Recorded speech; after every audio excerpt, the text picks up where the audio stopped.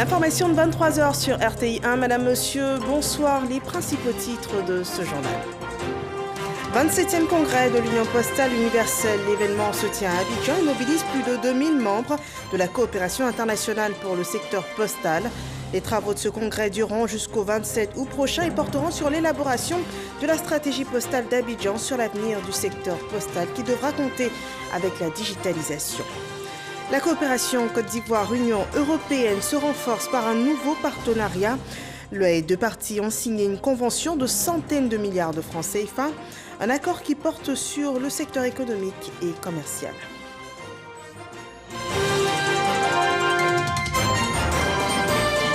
En Côte d'Ivoire, 56 670 candidats composent pour l'obtention du brevet de technicien supérieur. La phase écrite de l'examen s'est ouverte ce matin et s'achève le 21 août prochain. Bienvenue dans ce 23h. Des postiers du monde entier sont réunis à Abidjan depuis ce 9 août pour le 27e congrès de l'Union postale universelle. Ils travailleront sur l'élaboration de la stratégie postale d'Abidjan, un plan de redynamisation du secteur postal mondial du cycle 2021-2024 qui tiendra compte des enjeux du moment tels que la digitalisation. Des travaux ont été ouverts par le Premier ministre. Le résumé de la cérémonie d'ouverture avec Jérôme Kofi Abola. La Côte d'Ivoire a l'honneur avec l'accueil du 27e congrès de l'Union postale universelle, un événement historique sur le continent après 87 années d'attente. La cérémonie d'ouverture s'est déroulée ce lundi 9 août 2021 à la patinoire du Sofitel Hôtel Ivoire. Pour le ministre de l'économie numérique, des télécommunications et de l'innovation, qui en est la tutelle, une telle manifestation ne peut que procurer de la joie. Que de chemins parcourus, que de péripéties, que d'aventures, que de conciliabules, que de discussions. Mais notre ambition, votre ambition, celle du président de la République, celle des pays africains, est devenue enfin une réalité. Et ce congrès de l'UPU a enfin lieu à Abidjan, capitale africaine et mondiale de la Poste, pendant les 3 semaines à venir. Chers postiers du monde entier, vous êtes enfin aujourd'hui en terre africaine, que vous le soyez physiquement, que vous le soyez virtuellement, mais vous êtes avec nous à Abidjan. Donc, on ne peut que vous dire bienvenue en Afrique. Akwaba, bienvenue à Abidjan, bienvenue chez vous. Quant au président du Congrès, il a assuré, comme le directeur général du Bureau international de l'UPU, Bichar Hussein, que rien ne serait négligé pour la réussite du Congrès. Le rôle qui m'a été dévolu par les autorités ivoiriennes en me nommant à ce poste est de veiller au bon déroulement de toutes les discussions et des travaux en permettant à toutes les délégations de s'exprimer librement sur les sujets de leurs intérêts avec le bon ton et toujours dans le respect des dispositions du règlement intérieur de notre organisation commune. En tant que président du Congrès, je vous exhorte à privilégier le consensus afin que nos décisions soient faciles à adopter. Comme vous le savez, ce qui est attendu de l'arbitre que je suis en pareille circonstance, c'est de jouer la carte de la neutralité entre les parties en présence, qu'il s'agisse des États membres présents à Abidjan ou ceux qui n'ont pas pu effectuer le déplacement d'Abidjan, mais qui participent à ce congrès grâce à la visioconférence à partir de leur pays. Le Premier ministre Jérôme Patrick-Achi a pris part à la cérémonie en tant que représentant du président de la République, Alassane Ouattara. C'est à lui qu'est revenu l'honneur de procéder au lancement des travaux. Le Congrès mondial de l'Union postale universelle, qui nous réunit toutes et tous aujourd'hui, est un événement dont chacun de nous mesure l'ampleur, l'importance stratégique. En effet, la Poste constitue une industrie de services absolument essentielle aux hommes, pour la transmission et l'échange d'informations comme de biens. Cette industrie fut jugée à ce point stratégique qu'elle fut souvent un service public national, aujourd'hui parfois privé.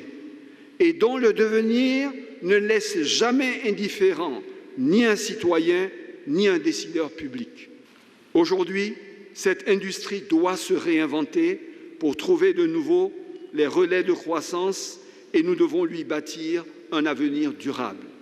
Le développement du secteur postal ne saurait, en effet, se concevoir à l'ère du numérique sans des innovations et sans une digitalisation des services apportés aux clients de l'industrie postale, qu'ils soient citoyens, administration ou entreprises. Cette digitalisation sera aussi le moyen de réduire la fracture postale entre nos pays et de garantir la pérennité de l'usage postal à l'intérieur même de chaque État. Ce sont des principes qui, j'en suis certain, permettront la réussite de nos échanges et la juste définition du modèle postal du XXIe siècle. La rencontre d'Abidjan entre le 9 et le 27 août 2021 a pour thème digitalisation des services postaux, développement du e-commerce. Au terme de cette édition, la Côte d'Ivoire, qui est le deuxième pays d'accueil sur le continent après l'Égypte en 1934, sera désignée pour présider le conseil d'administration de l'UPU pendant 4 ans, de 2021 à 2024. Voilà un événement qui est à coup sûr une opportunité économique et surtout une stratégie pour la Côte d'Ivoire et l'Afrique pour ce qui est du renforcement de leur position au sein de l'UPU. Voyons l'organisation pratique de cet événement international. Il mobilise 2600 délégations, dont 600 en présentiel et 2000 participants virtuels. Dans une situation sanitaire que nous savons tous, comment la Côte d'Ivoire s'est organisée pour assurer la mobilisation et accueillir en toute quiétude les congressistes? La réponse avec Dangui Dangui. Quand les délégations arrivent au Sofitel Hôtel Ivoire d'Abidjan, où flotte déjà le drapeau de leurs pays respectifs dans le cadre du 27e Congrès postal universel, elles se plient aux mesures de sécurité, de lutte contre la Covid-19 dans une ambiance bon enfant, entretenue par des balafons.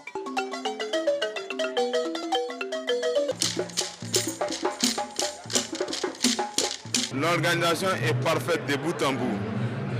Au-delà même de l'organisation d'aujourd'hui, de l'ouverture de ce congrès, depuis qu'on est arrivé à Abidjan, depuis l'aéroport, on nous a réservé un accueil chaleureux. Au-delà de la mobilisation, du cérémonial de l'ouverture officielle, des symboles ou du caractère réputé historique de l'événement, l'Afrique attend beaucoup de ce 27e Congrès postal universel. Une nouvelle stratégie qui s'adapte et qui tient compte donc de l'Afrique et qui va permettre le développement de la poste et qui va accélérer le développement économique et social. L'Afrique attend que de ce rendez-vous, nous puissions bénéficier des meilleures pratiques de développement du secteur postal de d'autres pays. Ce 27e Congrès postal universel s'étend sur 3 semaines et va mobiliser 2600 délégations, dont 600 en présentiel et 2000 en ligne.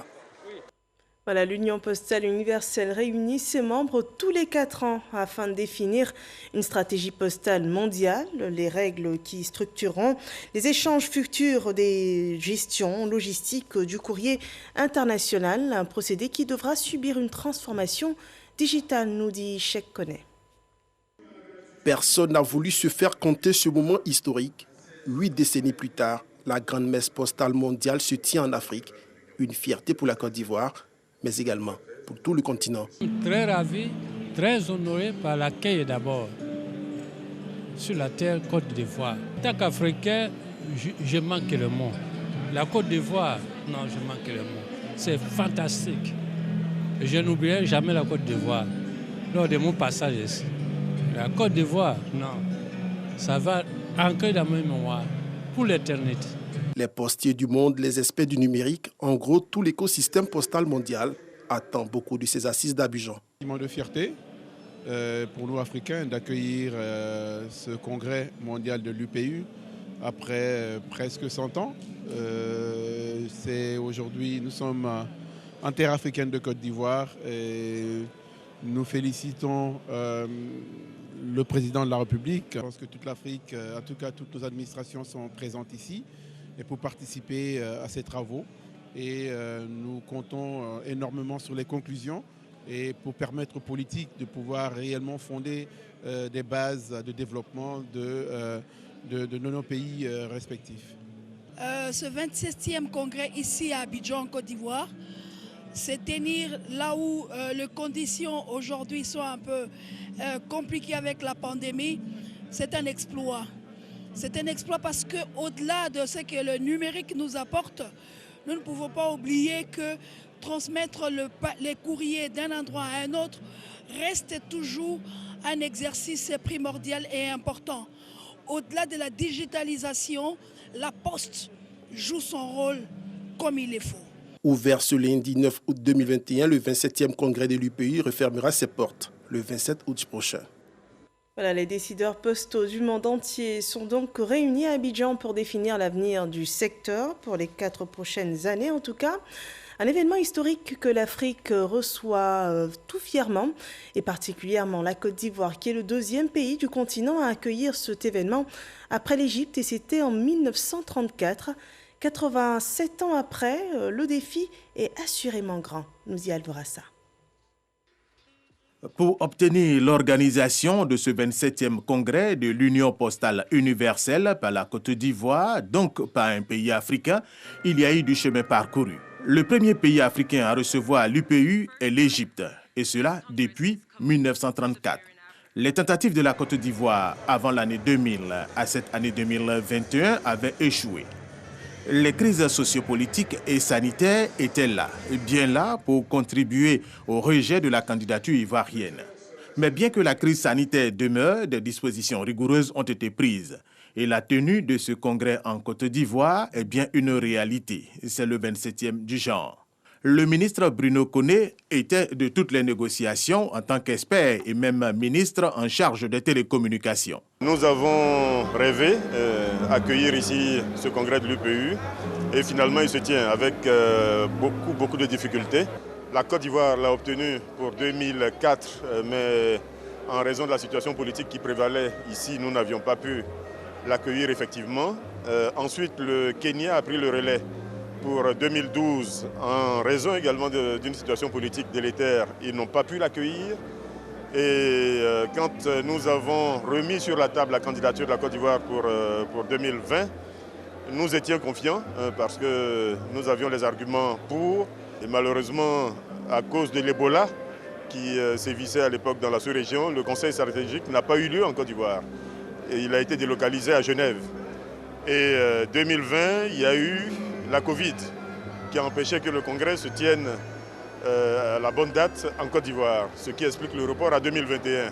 Il y aura plusieurs défis, c'est vrai, mais la Côte d'Ivoire est prête avec ses experts associés à ceux de l'extérieur. La réussite sera au rendez-vous. Déjà, à l'occasion du Conseil stratégique de Genève, nous avions mis sur la table tout ce qui était à l'époque entrepris pour recevoir ce congrès dans de bonnes conditions en Côte d'Ivoire.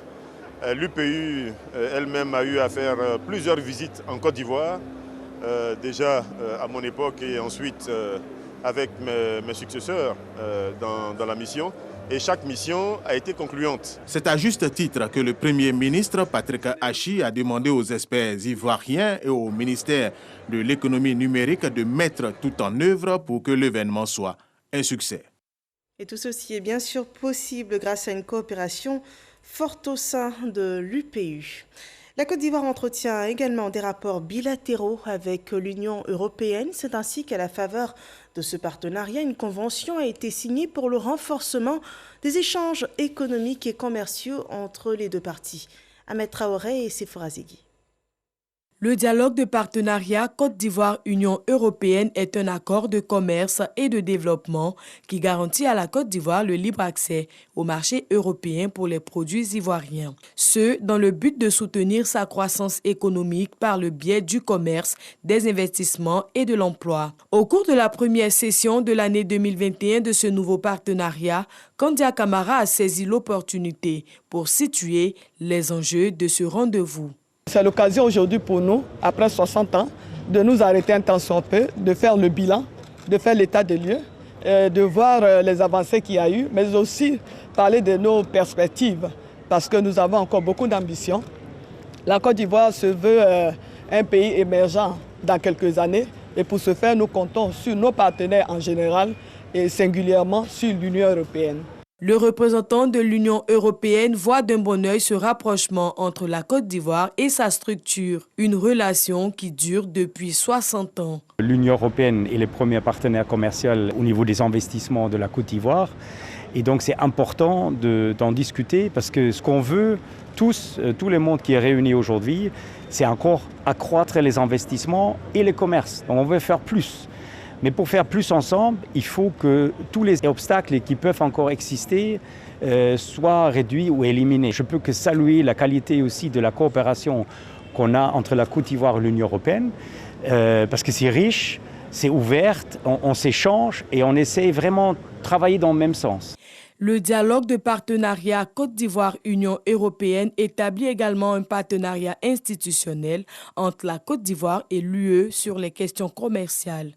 Le commerce de la Côte d'Ivoire avec l'UE s'élève à plus de 7 milliards d'euros, environ 4 581 milliards de francs CFA par an. L'UE est le principal marché de la Côte d'Ivoire et fournit une grande partie des équipements qui contribuent à sa croissance économique. C'est une période d'évaluation dans l'enseignement supérieur. Les épreuves écrites du brevet de technicien supérieur ont débuté ce jour. 56 670 candidats sont inscrits aux compositions dans 33 filières. Les candidats ont été invités à éviter toute forme de fraude. Walter Amadou. Commune de Cocody. Il est 7 heures ce lundi matin. Pour accéder aux 2 centres de composition que compte le lycée classique d'Abidjan, il faut se conformer aux dispositions sécuritaires. On contrôle la pièce d'identité et la convocation. Si les 2 documents sont conformes, la police contrôle en sorte les effets interdits tels que les portables. Et les sacs doivent être mis de côté pour être récupérés à la fin de l'examen. Ces dispositions sécuritaires sont appréciées par des candidats du brevet du technicien supérieur BTS session 2021, même si ces derniers reconnaissent avoir un peu de stress. Cette étape a été bien faite, parce qu'il faut vérifier avant qu'on y rentre. C'est tout à fait normal. Ce sont de bonnes dispositions pour éviter la tricherie. Je me sens bien, mais avec un peu de stress, quoi. C'est un sentiment normal. À chaque fois que je passe des examens, je suis un peu stressée. Je prends le petit déjeuner pour pouvoir tenir durant la composition. Pour le BTS 2021, le lycée classique d'Abidjan compte 2 centres d'examen où composent 600 candidats en filière logistique, 590 en finance, comptabilité et gestion d'entreprise.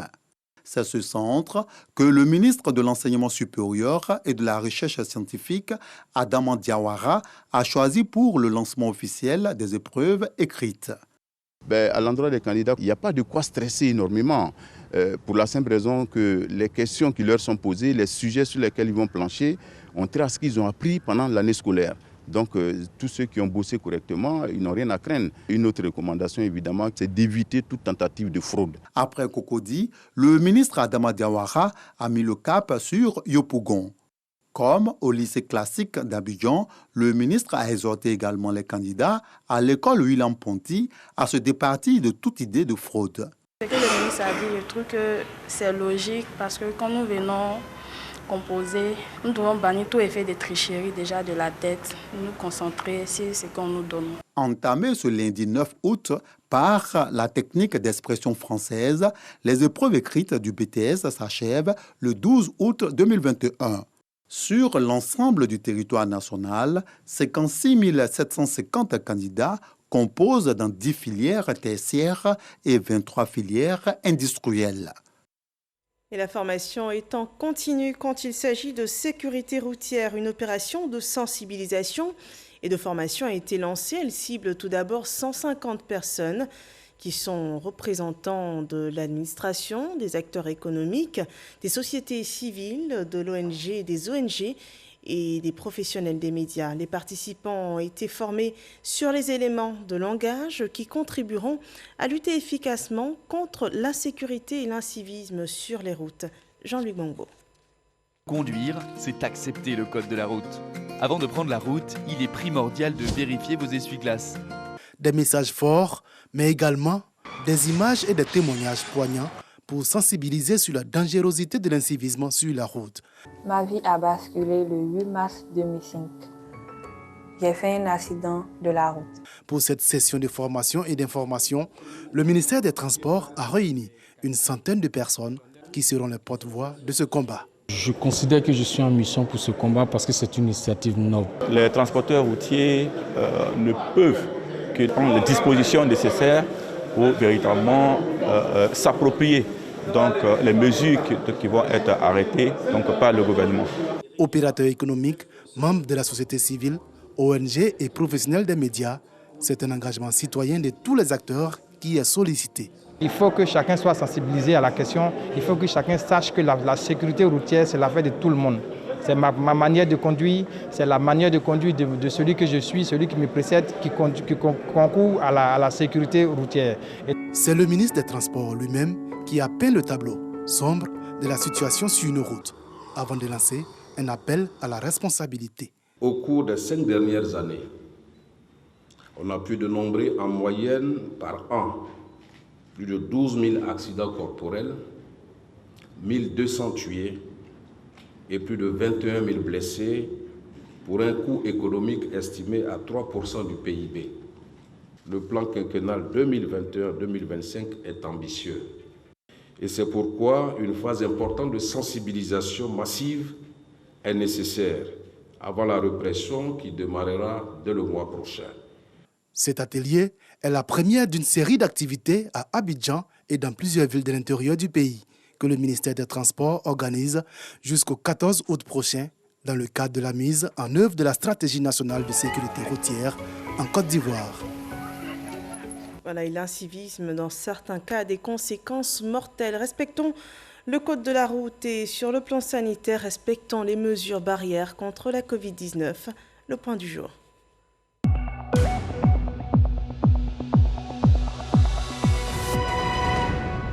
Ce 9 août 2021, 19 nouveaux cas de Covid-19 et 136 nouvelles guérisons sont répertoriées. La Côte d'Ivoire compte ainsi 51 399 cas confirmés, dont 50 205 personnes guéries, 341 personnes décédées. Il reste encore 853 cas actifs. Le nombre total d'échantillons à ce jour est de 815 708 échantillons et la campagne vaccinale, elle enregistre au moins 1 147 868 doses de vaccins administrées sur le territoire ivoirien.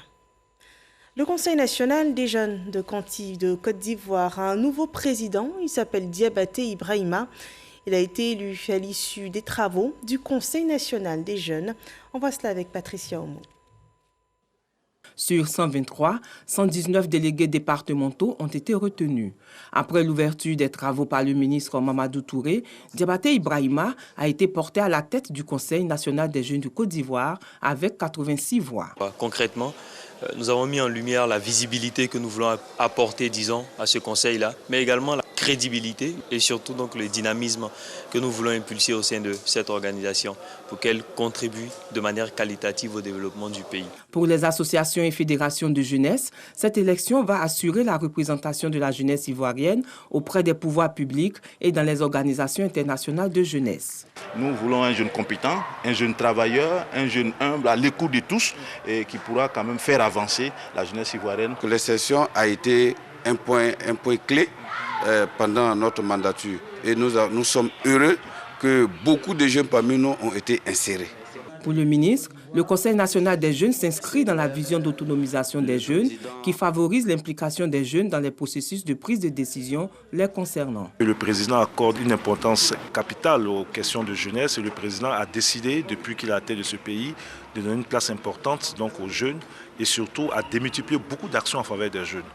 Et le Conseil national des jeunes, qui est la fêtière de l'ensemble des organisations de jeunesse, doit être pour le gouvernement un partenaire. Créé en février 2017 par la volonté des autorités ivoiriennes, le Conseil national des jeunes est un organe consultatif auprès du gouvernement, traduisant la volonté de l'État de Côte d'Ivoire d'inclure davantage les jeunes dans les processus de prise de décision.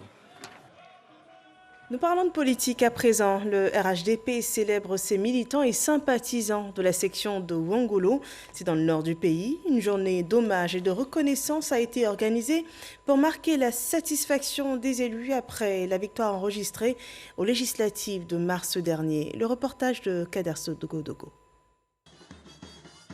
Les élus et cadres de la région du Tchologo sont reconnaissants aux militants et sympathisants du RHDP de Wangolo-Dougou pour leur soutien et leur solidarité lors des élections législatives du 6 mars dernier.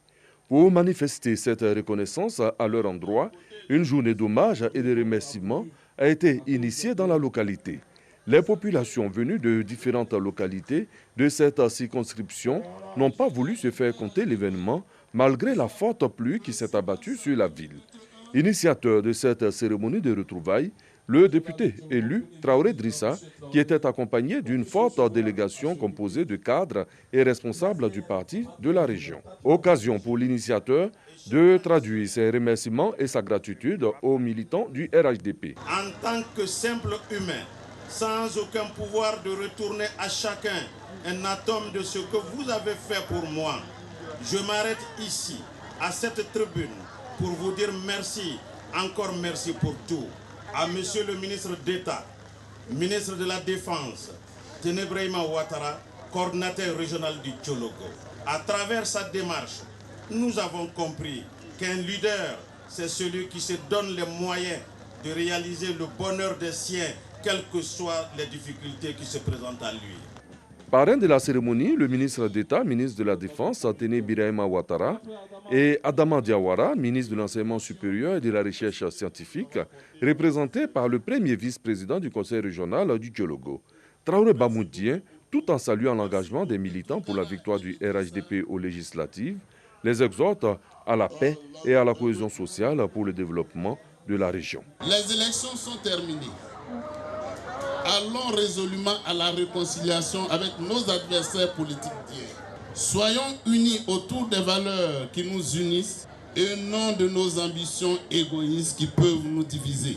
Car nous demeurons la même famille, solidaire et unie.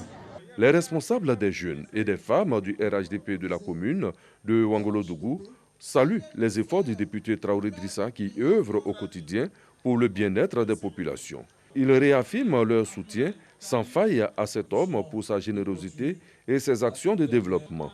À cette rencontre, des tricycles, des motos ont été offerts aux femmes des différents villages, comme l'avait promis le député Traoré Drissa lors de la campagne électorale.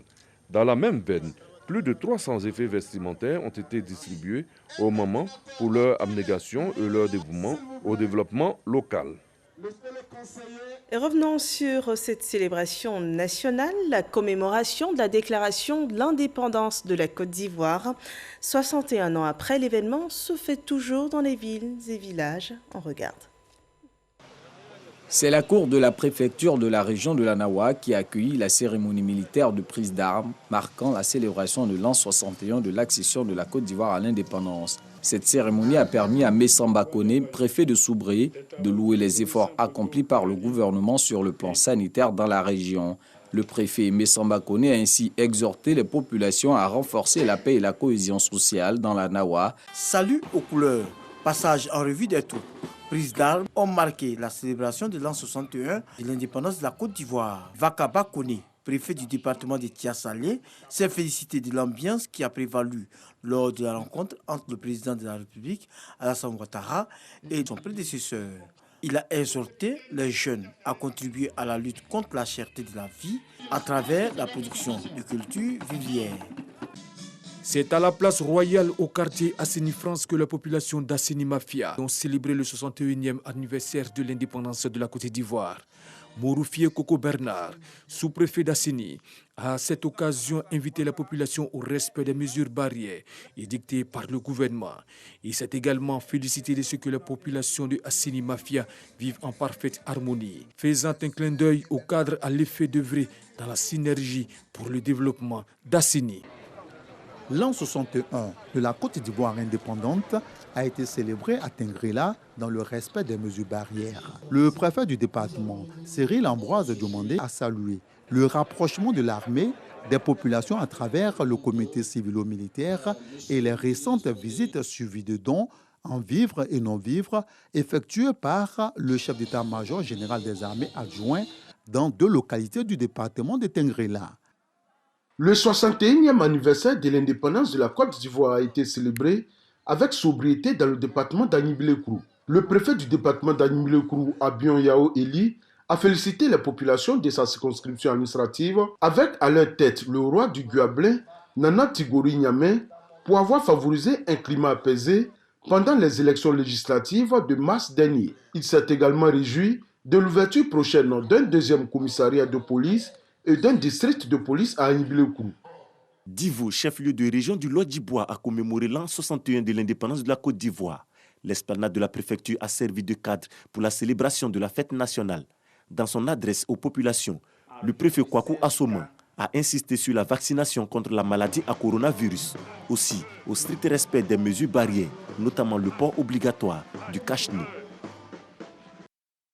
Gagoré, sous-préfecture dans le département de la Kota. Après la revue de troupes et le salut aux couleurs, le sous-préfet Kassoum Bamba a invité ses administrés au respect des mesures barrières et à se faire vacciner contre la Covid-19. Le sous-préfet de Gagoré a également relevé la dynamique de renforcement de la réconciliation nationale impulsée par le chef de l'État pour une cohésion sociale réussie, gage d'un développement harmonieux et bénéfique à tous.